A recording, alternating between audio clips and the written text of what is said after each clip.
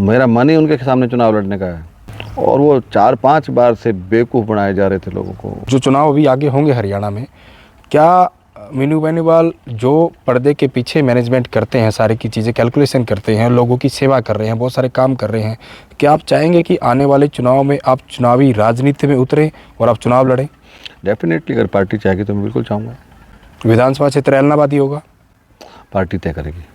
अभय सिंह के सामने चुनाव लड़ने के लिए तैयार आप? रिक्वेस्ट तो मेरी पहली रिक्वेस्ट ये रहेगी, तैयार नहीं हूँ मैं तैयार रहता हूँ।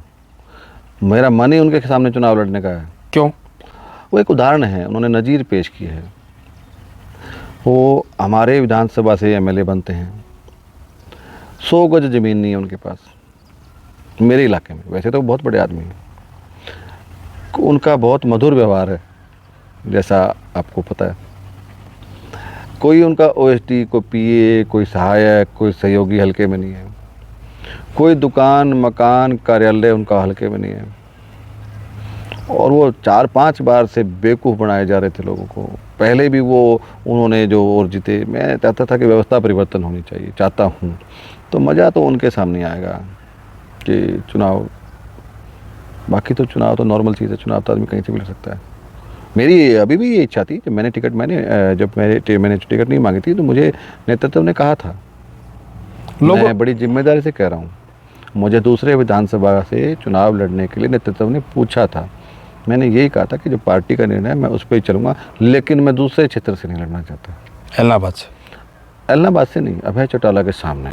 अभय सिंह कहीं से चुनाव लड़े? हाँ, वहीं जाके मीनू चुनाव लड़ेगा? नहीं, मैं ऐसे इतना, मैं उनके कोई पीछे वो तो पागल थोड़ी हूँ। मेरे आसपास के इलाके में सराउंडिंग सिरसा। पार्टी अगर कहती है तो मेरी कोई औकात ही नहीं है कि मैं जहाँ चाहूँ वहाँ चला जाऊँ।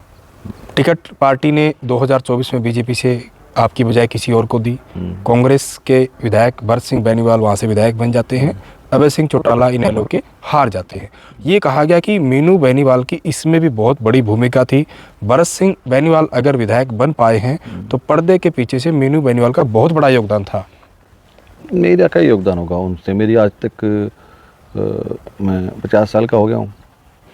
ना मेरी, ना मेरे पिता की, ना मेरे परिवार की उनसे ना तो कोई बोलचाल है उनके परिवार से, ना ही आज तक हमारा कोई उनके घरों में आना जाना है। आज तक कभी बात नहीं हुई? नहीं।